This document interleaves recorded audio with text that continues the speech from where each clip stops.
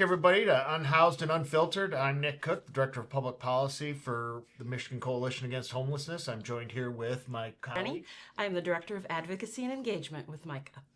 Hey, make sure you're listening to this on our 4th episode. Make sure you like and subscribe wherever you get your favorite podcast. You know, this is just such a great opportunity to talk about issues facing the homeless community here in Michigan. But I do want to correct the record, Sarah. Oh. Remember in our first podcast where we talked about why we were here? I left out one key thing. Uh-oh. I moved back to Michigan to be near my mother. I'm guessing she told you had to say that. Yeah, she did. And so, Mom, I stand corrected. I came back to Michigan to be near you. So thank you. And because it's a wonderful state. Yes. Right? Yes.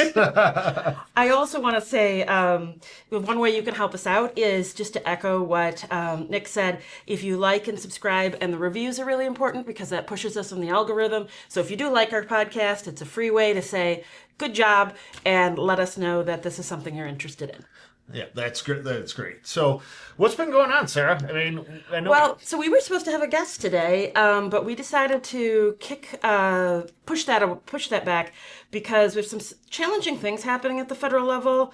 So no guests today. I really wanted to pick your brain and talk to you specifically around some issues that are facing our veterans, and I know that's an area that's really close and near to your heart. Yes, I mean, obviously being a veteran myself and, you know, having lots of friends that are veterans, it really, you know, I think some of the changes that we're seeing at the federal level are a little scary, and I'm excited to talk to you about it today. And I know you're always very humble about this, but I think it's important for our listeners to know that you've seen active combat, you were a long-term member of the military, and you have a really sort of boots-on-the-ground understanding of what a lot of folks have gone through.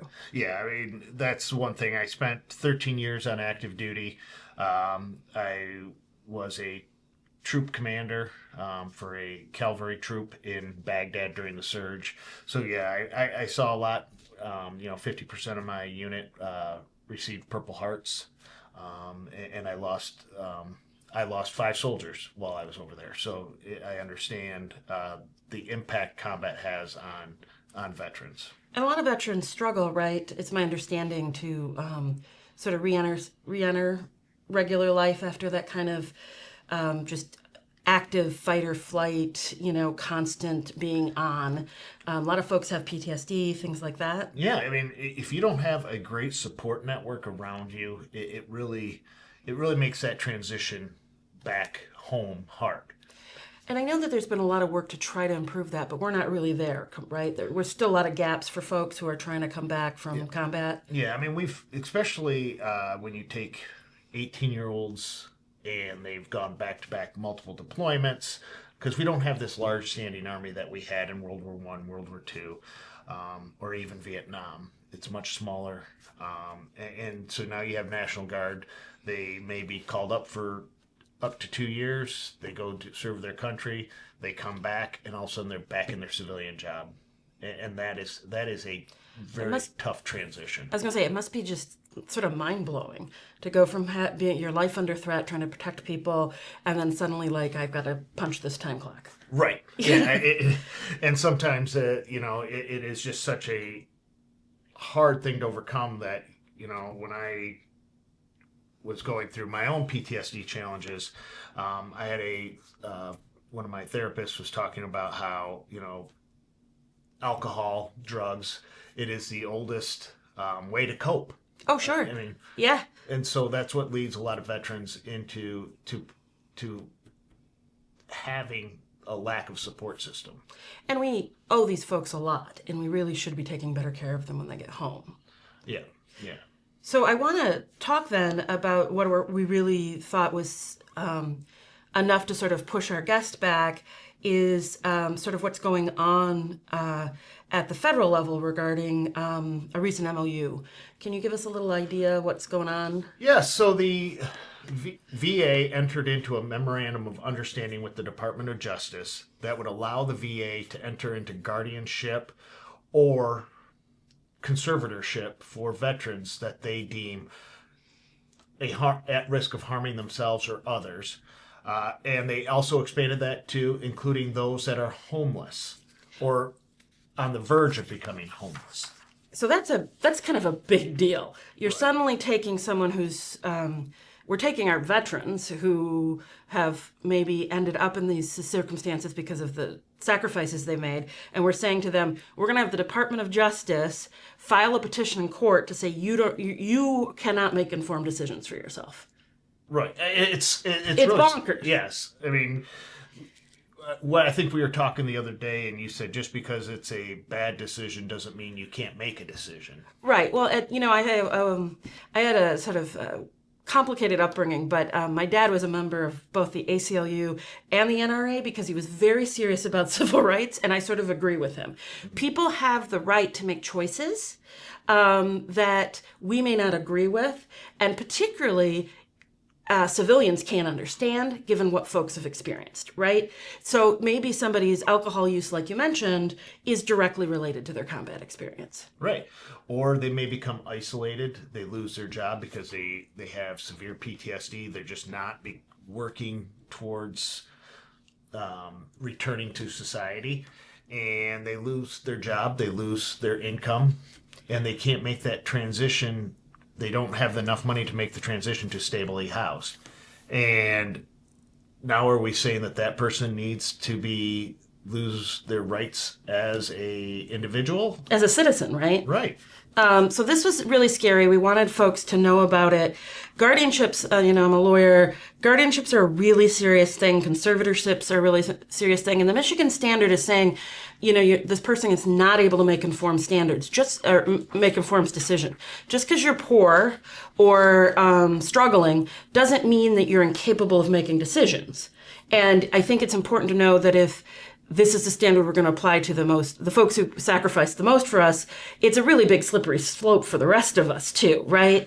Like if you don't agree with my decision and you're suddenly in charge, or can you then just say I can't make the right decision, so they're not the informed ones? Yes, and that's what I think is the most kind of scary about this. This is we are saying we can make better decisions for you. Right. Regardless of their incapacitation or regardless, it's just their living circumstances. And I've been calling this the canary in the coal mine. Right. Do we do that for veterans? What stops us from doing it for every unhoused individual? And I said at risk of homeless. So then it's everyone who's maybe struggling from paycheck to paycheck. That's 40% of Michiganians. Yeah. Or Michiganders. I think you pointed out, too, that we already have, for the folks who really do need someone to step in and make decisions, we have a state process for that. We don't need the Department of Justice coming in. We have public guardians that make those decisions and probate court. So this is sort of also a solution for there was never a problem here for the rare occasions that, folks really do need that help. Well, I'm not a lawyer. Right. And can you correct me, but isn't guardianship and conservatorship a little bit different in every state? Yeah, that's true. Michigan, but almost all states have a public guardian. Mm-hmm. So there was no need to suddenly make the VA everyone's guardian. Yeah. And wouldn't that just kind of complicate it for the VA? It's looking at from the national to down to each state now. Yeah, it'd be a bonkers amount of resources together with, if I were a veteran, and this is where I would ask you to correct me, like, why would I ever come in? I would never come in and ask for services if I thought because I was at needed services, somebody was going to take my rights away.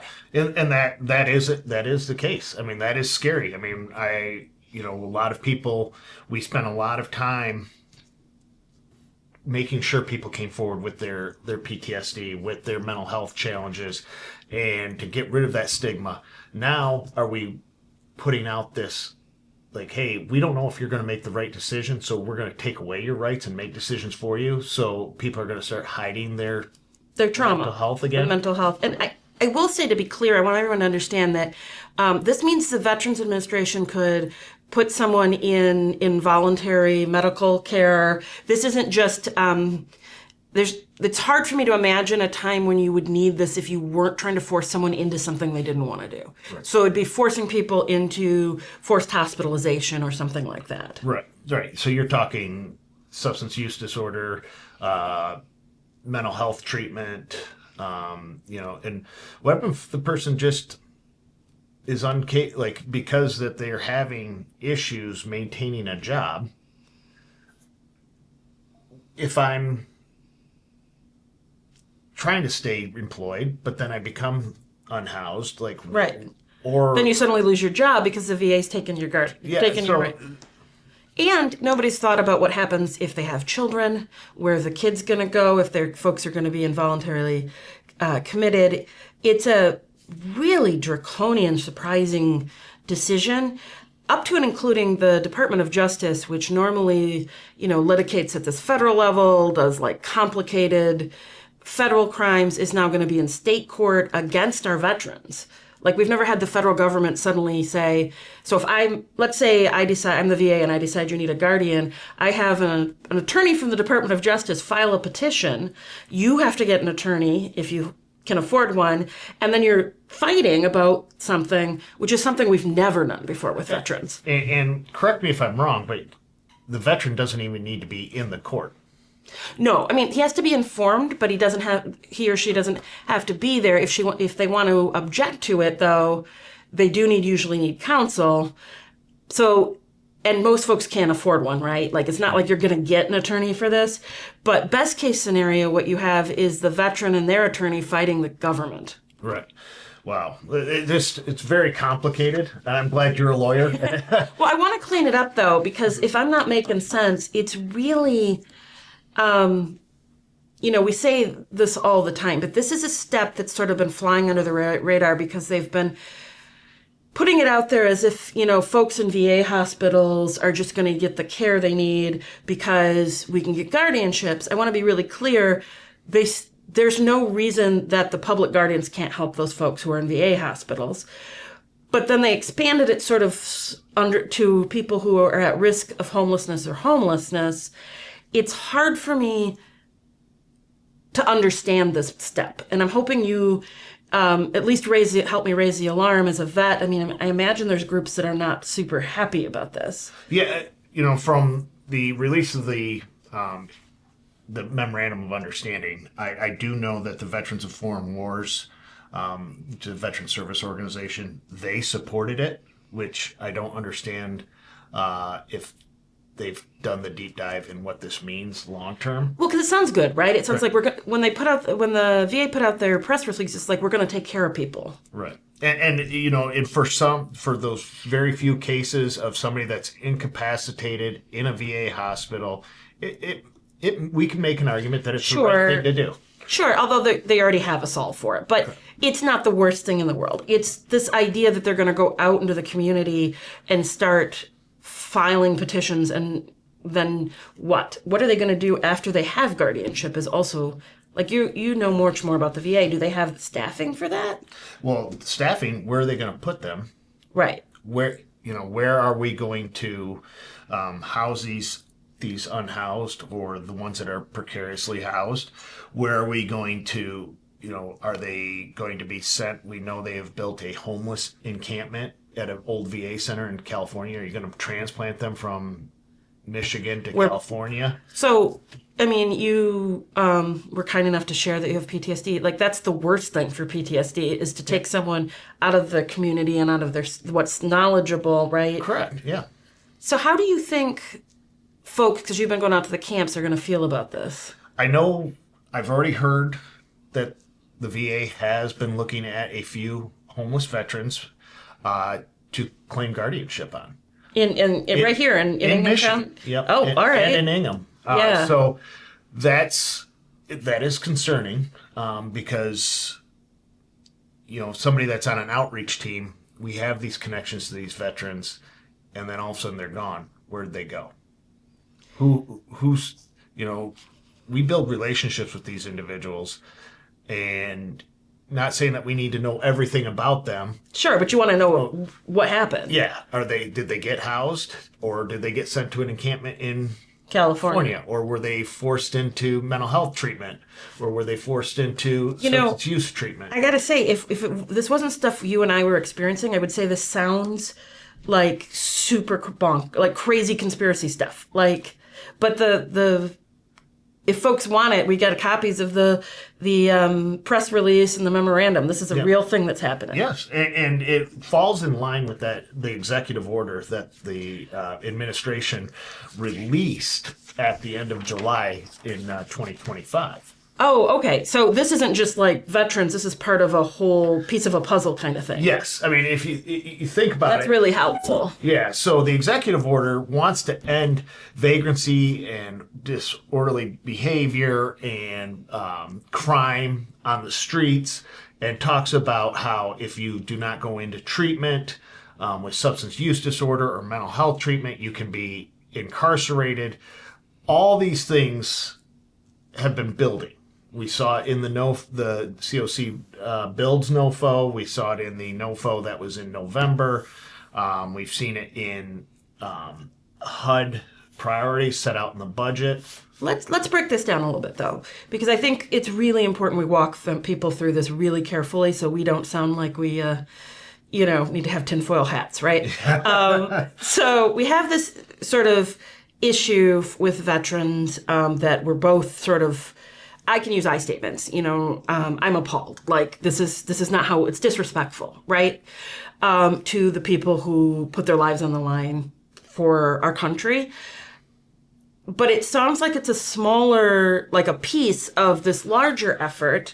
And so you're referencing this executive order on July 25th, right? And I'm just going to read a short piece of it that's sort of says endemic vagrancy, disorderly behavior, sudden confrontations, and violence have made our cities unsafe. The overwhelming majority of the individuals are addicted to drugs, have a mental health condition, or both. Shifting homeless individuals into long-term institutional settings for humane treatment through the appropriate use of civil commitment will restore public order.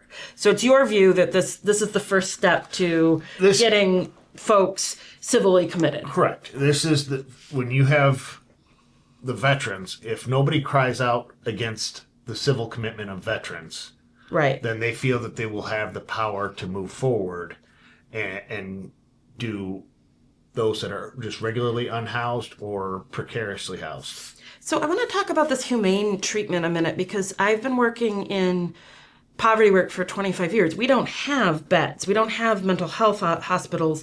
Do you have any thoughts of what that means? Well, it's my previous background working on the Department of Health and Human Services budget, this was a conversation we had all the time. We just did not have enough psychiatric beds.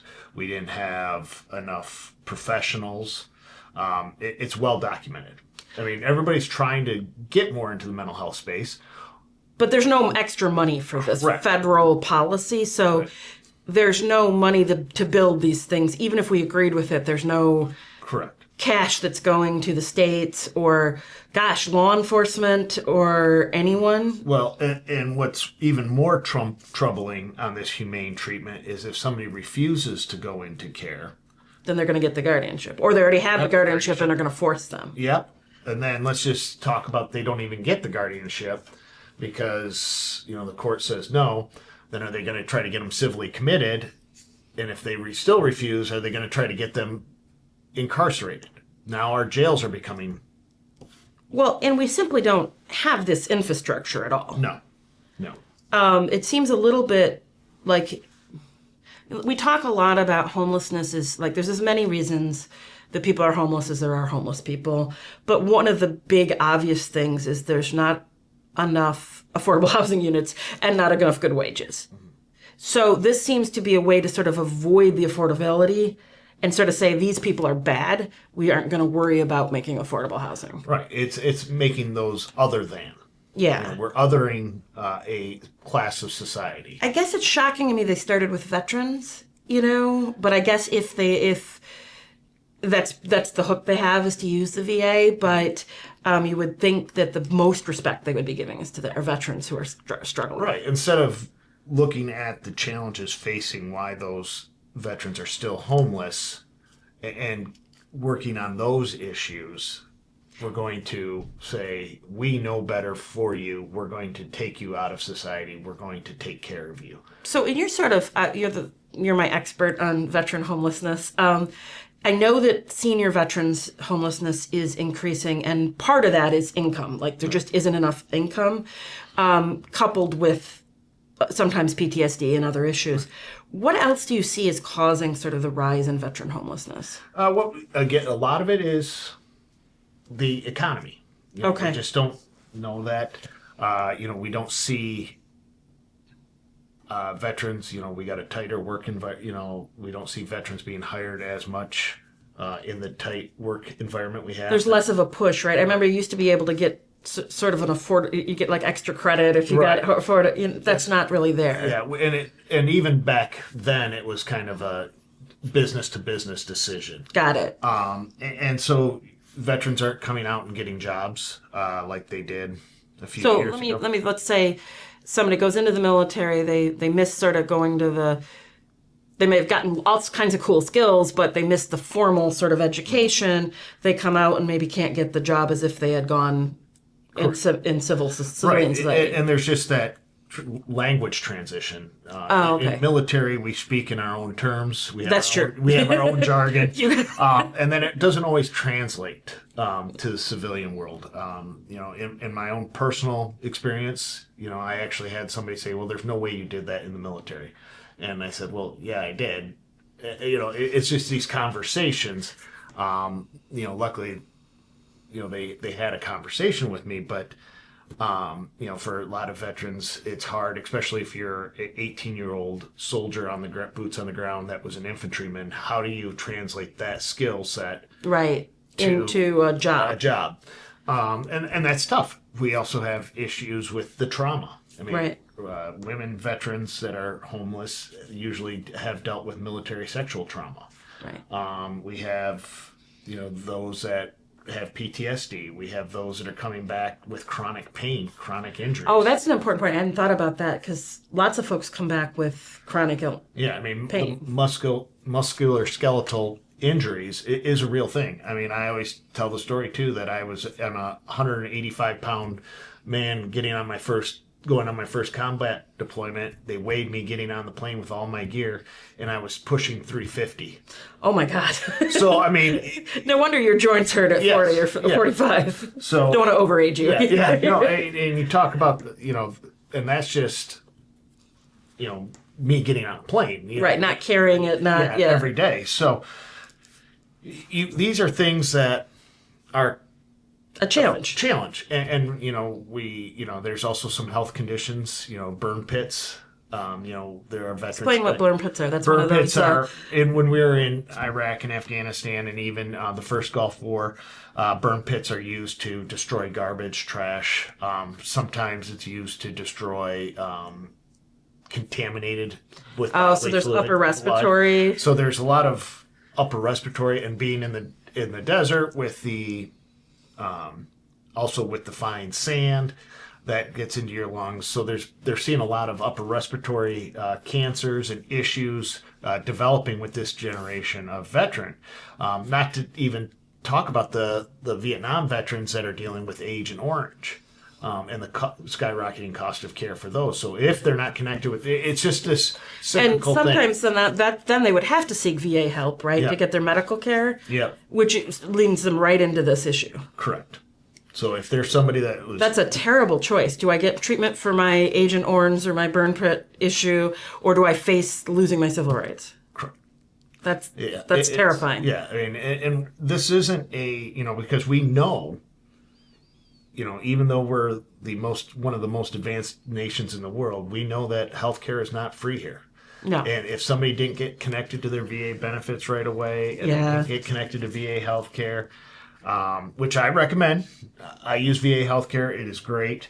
But if they didn't get connected to those right away and now have a disease that was caused by their service-connected disease, and they lose their home in the meantime, now are they going to get treatment, or are they going to have guardianship? Like, there's just a whole bunch of questions that come through this. That's... again, I'm a little bit speechless just because of the enormity of it all. And then, as we said, it sort of ties into this overall idea that there's an actual policy push to force folks who are living rough or on the streets into institutional settings.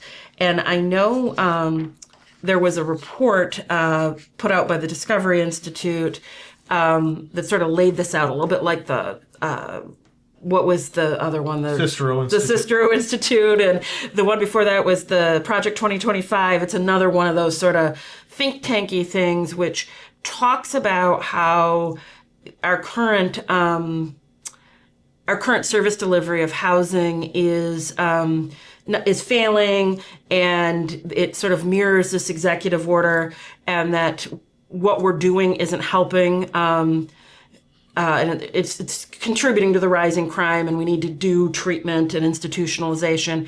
I would note that Veterans Services was listed as one of the problematic agencies, not the VA, but like advocates who are within veterans. Yeah, there's different advocacy groups. When I went through the report, I noticed there was different advocacy groups that were veterans were listed in there, including veterans homeless shelters.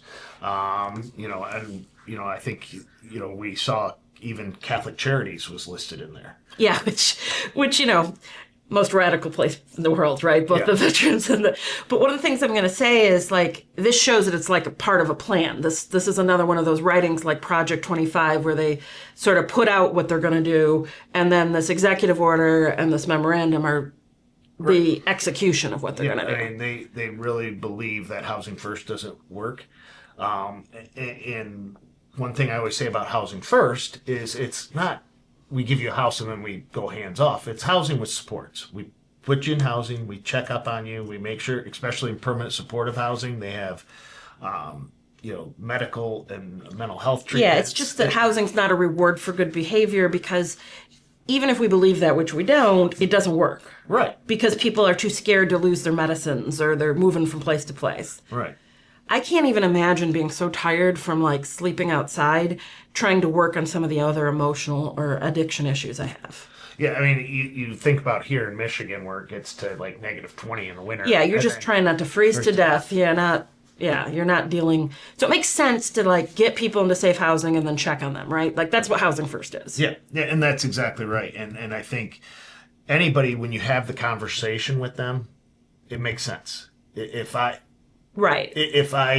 lost my house today and I was living on the street with my 2 kids, my 5 kids actually, the 2 youngest ones, little ones, my 2 little ones that are still at home, but with the 5 kids and my wife and the dog, and we're trying to, now I have to go look for a job, but I don't know where I'm going to sleep tonight. You're worried, you're a dad, you're worried about your kids. How are they getting to school?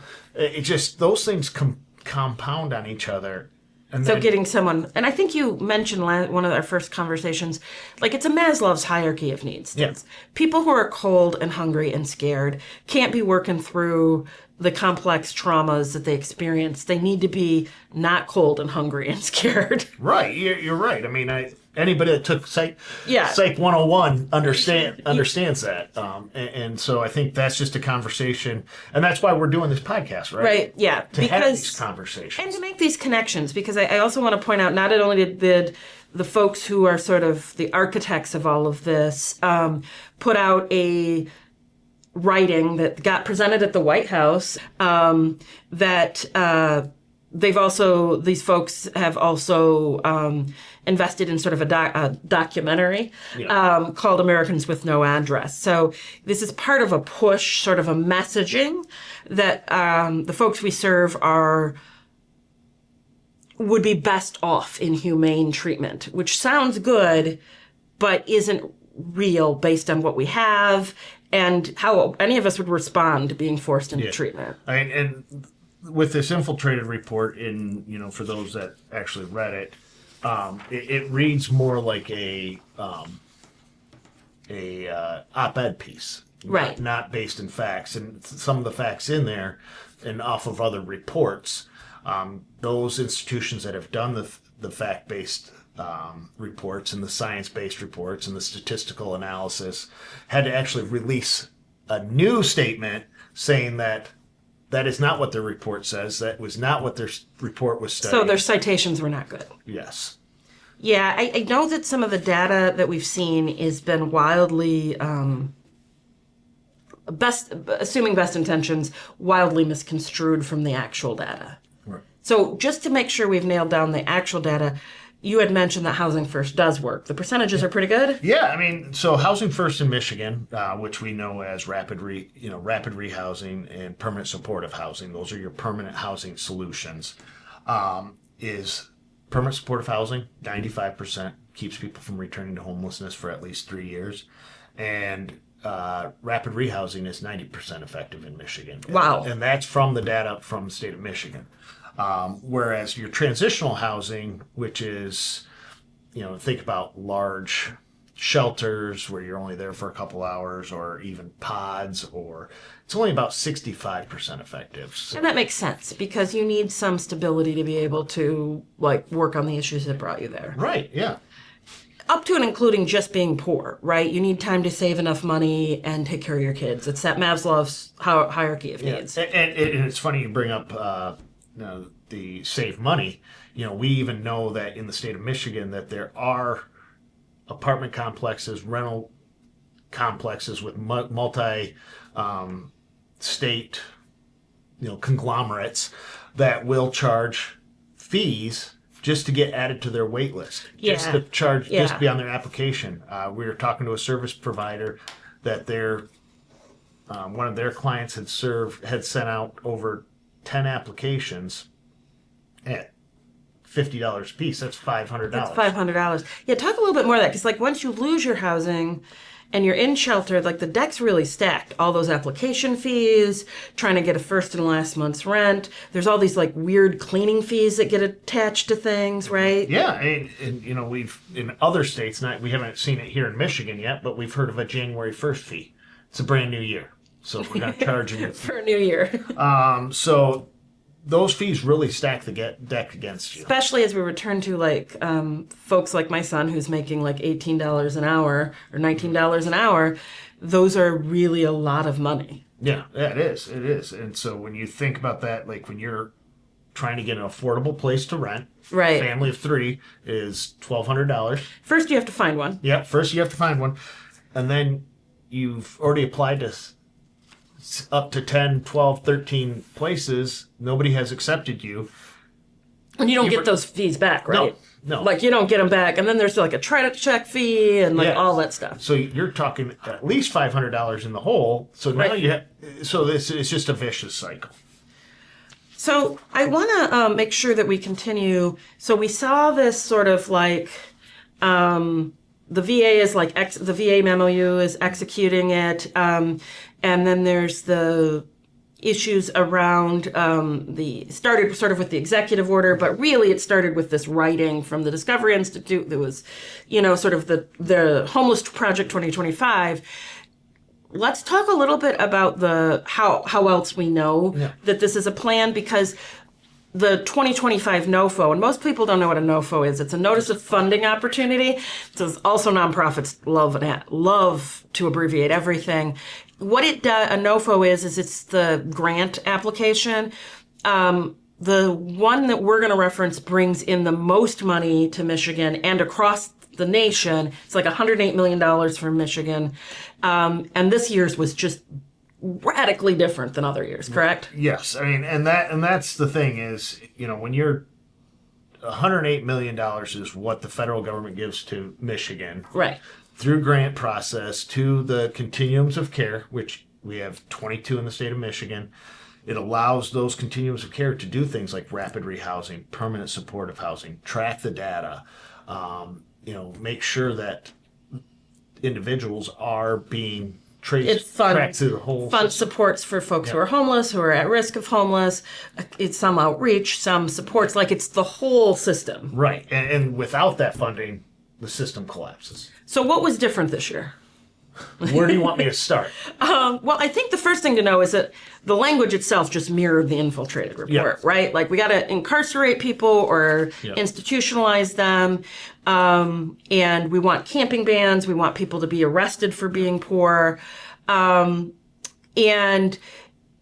tried to shift a lot of money mid-year, right? But I think the other piece I want you to talk about is some of the really more deep cuts about the things that were sort of this I feel unconstitutional. I'll say that. That's not necessarily Micah's position.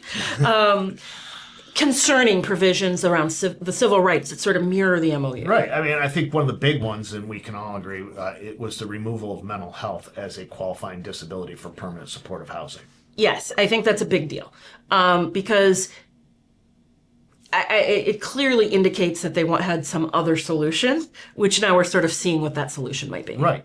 And then, you look at they required tracking of religion. Yeah, that one seemed really just not in line with most forget my law class, my grown up in the thumb American values. We don't talk to people, we don't ask people what their religion is before we give them help. Yeah. And that was the other thing is in this NOFO, it talked about if you ever worked on gender ideology or DEI issues, which was ever. In the last administration, yes, which wanted you to do serve trans folks and make sure that we're addressing racial inequalities. And now all of a sudden it was like you could be punished for that. And it created some fear amongst providers because mostly my experience with homeless advocates, they're not overly political. They're just trying to get people from freezing to death. They're trying to support people, like we said, Catholic charities, and and so it made people a little nervous about just doing their jobs. Right. Yeah. And then also trying to figure out what are they thinking? What could I be penalized for so I can try to fix it now before I'm penalized? And we really were talking, you and I, about no preemptive compliance. Don't start complying with stuff. Just do exactly what it says in the language that it says. But the other piece that I think is really important is just to reiterate that they wanted a full camping ban across the state. Yeah. Yeah. It wasn't for you to be able to qualify for the funds. Your entire COC, continuum of care, which some are county, some are multi-regional, like the Michigan had to have Palaces, a camping ban. They had to have a camping ban. So that meant in every county, every municipality. And so probably our listeners are like, yeah, that sounds fine. Why can't we have a camping ban? One, it doesn't work, right, to arrest people. But also there's no money with this. So we're asking law enforcement suddenly to arrest a bunch of people who are really just poor. Mm. And in rural communities, lots of people are camping on their cousin's back 40. Yeah. Or in on public land, but people are letting it go because they've known each other. It really seemed mean, for lack of a better word. It was punitive. Right. Yeah. And that's the real thing is what are you doing to support these individuals versus just criminalizing them? And then we're seeing sort of camping bans sort of pop up then Yep. at a local level. Both sides of the aisle, because I want to reiterate, we are a purple agencies. Both sides of the aisle, folks are supporting camping bans as part of. I don't know if it's in tandem to this messaging or if it's just an opportunity to say we don't want folks who are struggling in our communities. Well, and I've also heard from communities that says, well, what we're doing doesn't work. Right. Because they're seeing more homelessness. Right. Well, when you explain to them that rents have increased 25% since COVID. Wages have remained stagnant. Well, and I can't remember what they were saying, but it was groceries up 15% since the. Inflation is insane, especially right now. Correct, and so you have this perfect storm brewing. I've just heard a report in Lansing today saying that. For you to have a healthy housing economy, you have to have 5.5% of your stock available. Oh, and we don't have any. And Lansing is at 2.2%. Yeah. So, if you remember, I think the state housing plan, and I appreciate them not hiding this. They went for their goal was to increase the number of units. They ended the plan at minus 42,000. Yes. It's hard to overstate what a crisis this is. Right. You're exactly right. So that is why we're seeing more homelessness. We're not seeing it because it's not working. We're just seeing Right. point in time, It's not because everything is. everybody's suddenly using more drugs or becoming, more mentally ill or like Correct. it is economic. And not that those folks before the economics didn't deserve the right response, but right now it really is an economic problem. Correct. You are 100% correct. I think it's going to get worse as we look at inflation from the oil costs, right? Yeah, I mean, we're seeing, you're talking, it's going to hit trucking companies first, and then that's going to be passed on to the suppliers at higher. It's just going to be this rolling, and then eventually it's going to end up on your dinner table, the costs. So if we're feeling it, right, and we're probably pretty middle income, I can't imagine what it's like to be like minimum wage. Yeah, living paycheck to paycheck. And again, that's 40% of us in Michigan. I mean, we don't mean to be so grim, but we do want folks to know that this is a challenge.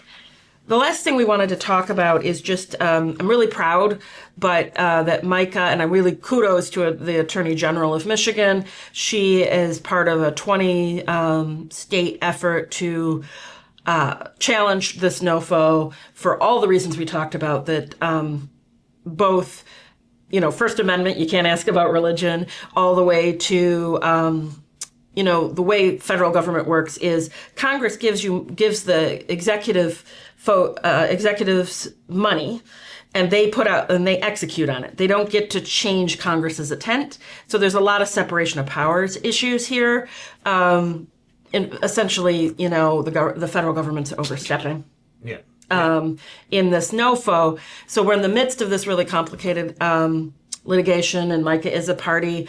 I can't tell everyone enough how grateful I am for work with an agency that's on the front lines of this, but it's pretty deep, right? Like, it's hard to explain to people. So if you were going to say to somebody, like, to sum up everything we've talked about today, how do you, keep the focus on all are homeless, but also make sure that we're issue spotting around making sure our vets, so we really want people to call us or email us if we see this issue with our veterans. Yeah, and that's exactly right. We can only all work together to solve this. I've alluded it to in the past. There's 33,000 unhoused individuals in the state of Michigan. That's 33,000 stories of why they're unhoused. And it's only going to, like you said, it's only going to get worse unless we actually invest in things like Housing First, more wraparound services, more social supports, rental assistance, eviction protections. Those types of things will allow families, seniors, veterans to remain housed. And if anyone listening to this knows or are a veteran that's facing something like this, please, our emails should be on your screen. Please reach out to us, because we do feel very strongly, and I know this is partly where your heart lives, that no veteran should be forced to be disrespected in this way, that they should be given the rights to make decisions and heal in their own time. Yes, and that's exactly right. You sacrifice for this country, you sacrifice for this nation. The nation should be there to support you with trauma-informed care. That's right. And not put you away. Out of sight, out of mind. Out of sight, out of mind. Yeah, I think that's absolutely spot on. And so today's my pitch is, people often ask me how to help. Please donate to Micah. We are very small, so donate, or better yet, become a member and join us at michiganhomeless.org. I also want to remind you to like and subscribe. And if you do like this podcast, please leave a review. Nick? Yeah, thank you, Sarah. This is great. I've really enjoyed doing these podcasts. Look, every week we're going to have a new podcast. We're going to have guests. If you have an idea, reach out to us and let us know. We have some guests that have already reached out to us. Yeah, that's right. Said they would love to join, and we're really getting momentum built up on this. And we're hearing from folks that they do enjoy sort of this boots on the ground understanding, because so much of it is so complicated, right? Right. The homeless delivery system is complicated and political, right? Yeah. And we're not trying to get anybody elected. We're just trying to tell you the truth. Yeah. And we didn't even talk into some of the things like the SAVE Act, which is going to disenfranchise. That might be next. That'll be the next part. Yeah. We got lots to talk about. That's why we're doing this. Sarah and I talk about this every day. We're coming to you weekly just to to inform you about what's going on. And like she said, if you like us, subscribe, and become a member of MICA. Thank you so much. Thank you.